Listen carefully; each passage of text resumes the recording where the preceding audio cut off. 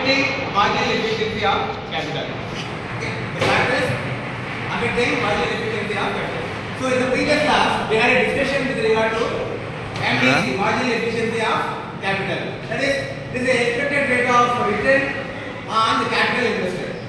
Okay. So here, marginal efficiency of capital means that is the earning power of the additional unit employed. It is called MEC, marginal efficiency of capital. So here we have various factors which affect the MEC, marginal efficiency of capital. Then you need to understand MEC because the investment in the economy depends on two factors. One is rate of interest, one more is marginal efficiency of capital. So here you also need to know what are the factors which influence or which will affect the marginal efficiency of capital. So here the first one is nature of demand. Nature of demand. That is, if the demand is more for the product, then the businessman will invest more and more into the business and he will increase the productive capacity so that the market demand is satisfied. Okay. So here demand is one of the factors which will influence the MEC. If more demand is there means more investment will come. More investment means then the demands of the people in the economy will be satisfied. Okay. So here nature of the demand is also a factor which influences MEC. If the demand is less means investment also will be less, and it will also be affecting the employment opportunities in the country also. More demand means more investment, more resources will come. People, that is the factory require more laborers, then more goods will be produced and it will be sold in the market. So here MEC is a major factor when it comes to, demand is a major factor when it comes to MEC. Then one more is cost and prices.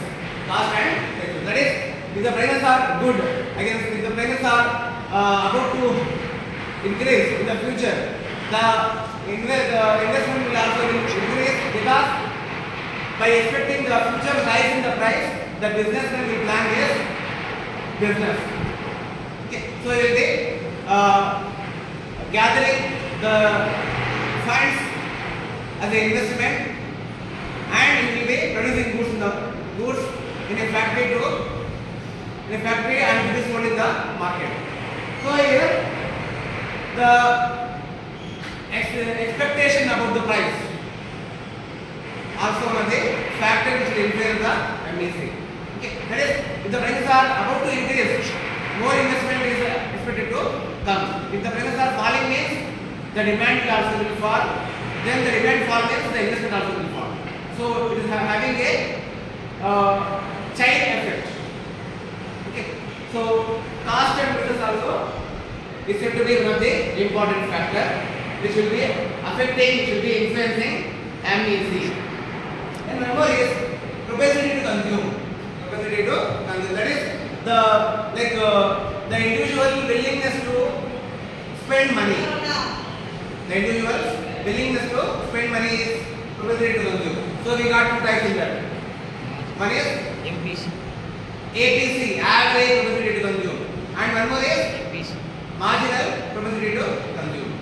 So here it shows the proportion of income which is to be spent on the goods and services. Then here we have the formula also. APC is equal to C by Y. That is, out of the total income, how much is going to be the consumption expenditure. Okay. So like the same, we also have MPC. MPC is equal to delta C divided by delta Y. What is the change in income? What is the change in consumption expenditure? So here, propensity to consume also one of the important factors. That is, if the propensity to consume is more, then the spending also will be more. Spending more means people are demanding more goods. When people are demanding more goods means then there is a need for investment. Increase in investment is to increase in the demand for the labor as well as machinery. Okay. Then employment will be created. That is, here increase in the propensity to consume leads to increase in the demand to fulfill the demand, all the other things will arise. Investment as well as labor, machinery, all will come to produce the goods and to satisfy the increased demand. Okay. So that's the one. One more is liquid assets. That is the assets held by the individual. If people are having more assets, then the demand for goods also will be high. Okay. So the holding of assets also is said to be one of a factor which will influence the marginal efficiency of capital. Then one more is taxation. Okay. Taxation is also one of a factor which will affect the MAC. That is, the tax rate is very high. The government has assume that if the government has increased the tax rate at a very high rate, means the businessman, he has to pay more tax. His profitability will decrease and it will affect the investment. It will affect the demand as well as it will affect the demand for inputs, demand for machinery and so on. So here taxation is also one of a important factor. If the taxation is less, means the profit margin will be very high to the businessman. So he will be investing more and more. Okay. Then one more is public expenditure. Public expenditure. Then there is public expenditure is nothing but the spendings by the government. Spendings by the government. Then you are all aware that autonomous investment will revive the economy. Then when government starts to spend, means the private individuals also will start spending. Okay, so here the spendings by the government also is said to be one of a factor which will increase the marginal efficiency of capital. So here it will affect positively. Okay, so here the spendings by the government also one of the influencing factor of marginal efficiency of capital. So all these are the factors which will affect in the short term. So here we also have factors which will affect the MAC in the long run also. In the long run. So one is population growth. Population growth. So you are all aware that India is said to be the number one in population. Okay. India is ranked number one in population. Okay. So India is having a population of almost 140 crores. Okay. So here population growth will also influence MAC because more population means more demand for goods. Then India is also having a tag of young nation. That is the population that is having a more number of young population. That is from the age group of 18 to 45, the population proportion in India is more than 50%. That is more than 50% of the population in the age bracket of 18 to 45 years. So because of that reason, India is called young nation. Okay. So here, the population growth in the long run, it will also be influencing the MAC. That is, population is increasing means the more demand will come. Demand will arise more and more. So because of that reason, the multinational companies, especially like Amazon, then Google, then Microsoft, they prefer India as one of the major market across the globe because India is having a young population. So you are all aware that very frequently there will be a big billion days will happening in India because India is having the young population. To attract them, the companies like Amazon, Flipkart, they will come with the attractive offers so that to grab the attention of the young people. Okay, especially the demand for mobile phones, gadgets, electronic gadgets is more in the country. Okay. So here the population growth will affect the MAC positively because as population grows more and more, the demand for food will arise. The number is industrialization and urbanization. Industrialization as well as urbanization. So you are all aware that Tamil Nadu is said to be the number one state when it comes to industrialization. More number of industries are located in Tamil Nadu. So industrially, Tamil Nadu is said to be number one state in the country. Okay. So apart from that, when it comes to urbanization also, Tamil Nadu is having more proportion of population living in urban areas. Then as per the survey, as per the reports available, 40% of the population in Tamil Nadu is living in cities. Okay. It is more than the average, national average is 38%. Then in India, 38% of the population is living in urban areas. When it comes to Tamil Nadu, it is more than the national average, that is about 40%. Okay. So here, industrialization and urbanization is also will boost the demand, will increase the demand for goods and services. So it will affect MEC positively. Then one more is technological development, or I can say technological advancement or technological innovations. The innovations will lead to decrease in the cost of production. Then decrease in the cost of production will lead to increase in the profitability of the individual, and it will affect positively the MEC, marginal efficiency of capital. So here technological advancement leads to reduction in the cost of the businessman. So when cost reduces, the profitability, the profit margin will increase. So here technological advancement will affect the MEC positively. It will influence definitely. Then productive capacity. So here the capacity of the country, capacity of the nation to produce goods. Then nowadays, because of the globalization, India is exporting more and more goods. That is, India not only satisfying the demand of the home consumers, it is also satisfying the demand of the people in abroad also. So there is a global demand for goods and services in India. Okay. So to fulfill the